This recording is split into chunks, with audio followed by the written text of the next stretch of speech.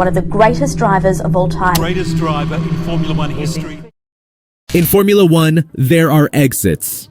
And then there are exits. Some drivers fade quietly into the sunset, their final laps barely noticed. Others burn bright until the very end, their legacies untarnished. But then there's a third category. The legends who dare to stay too long, who make one move too many, who watch their mystique crumble lap by lap, race by race.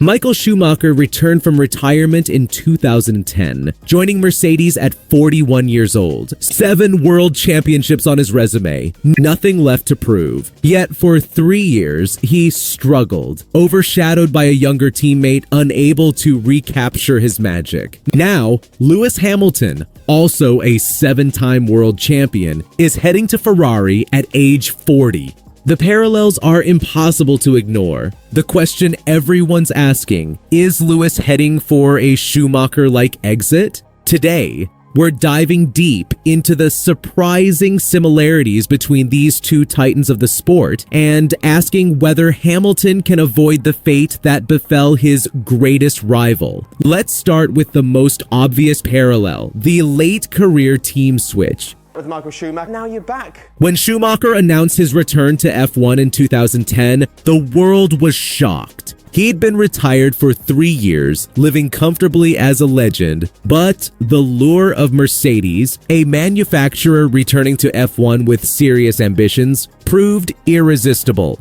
At 41, he was back, ready to prove he still had it. Yeah, you see how quick things can change. Well, my emotions are certainly very excited. Fast forward to 2024, and Lewis Hamilton makes his own bombshell announcement. And that's the end of an era. That was fun.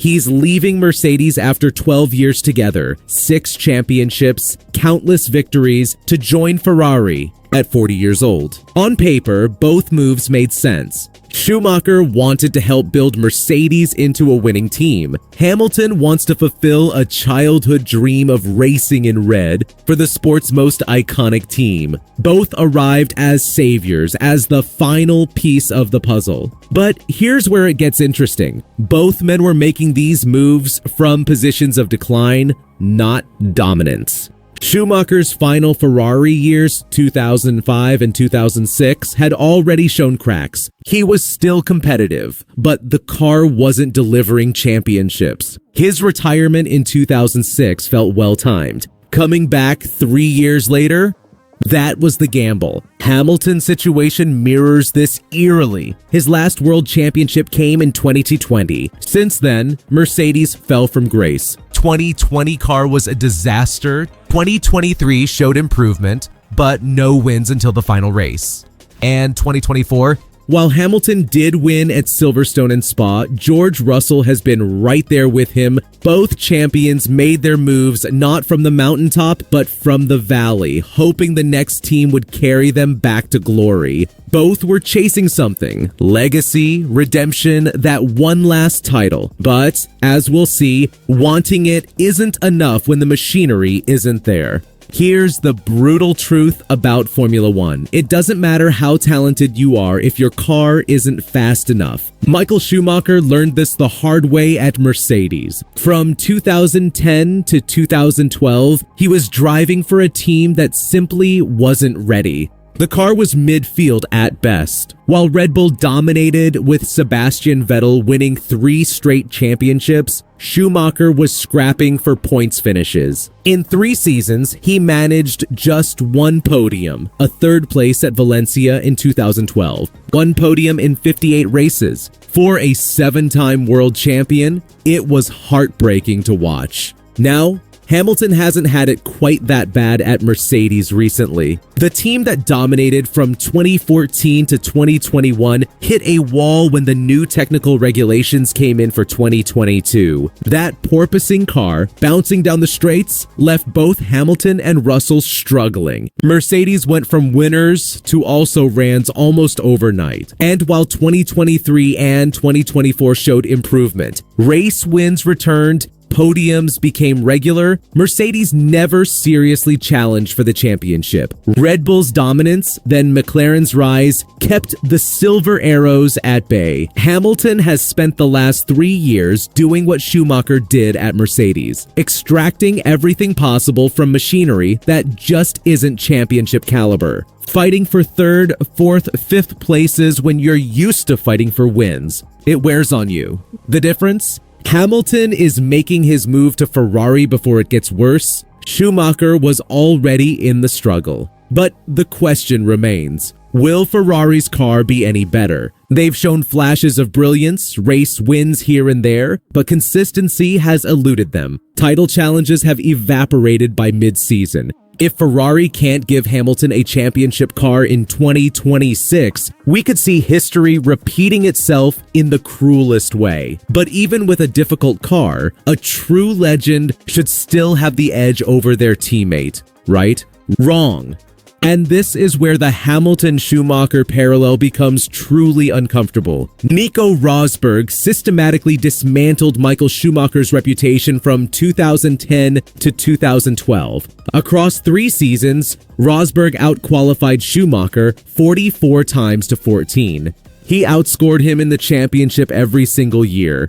It wasn't even close. Now, Rosberg was a great driver. He'd go on to beat Hamilton himself in 2016, but this was Michael Schumacher, the man who'd dominated the sport. And a driver 16 years younger was making him look ordinary. The narrative was inescapable. Schumacher had lost a step. His reflexes had dulled. The 3-year break had cost him. The sport had evolved, and he couldn't evolve with it. Enter George Russell at Mercedes alongside Hamilton from 2022 onwards. Russell hasn't dominated Hamilton the way Rosberg did Schumacher. It's been much more balanced. But that's exactly the problem. Lewis Hamilton, one of the greatest qualifiers in F1 history, has been regularly matched and sometimes outqualified by a driver 8 years his junior. In 2022, Russell outscored Hamilton in the championship. In qualifying that year, Russell had the edge.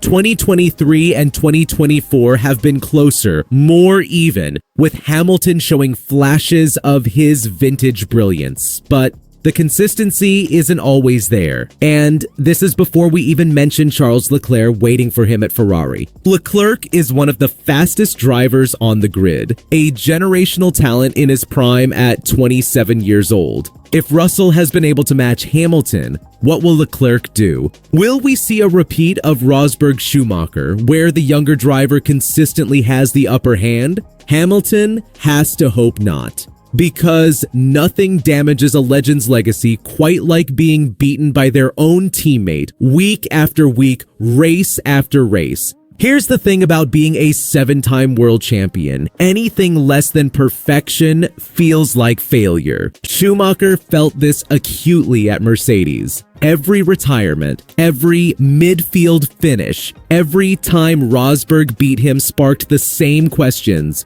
Should he have stayed retired? Is this damaging his legacy? Why is he putting himself through this? The expectations were impossible. He wasn't there to finish 7th.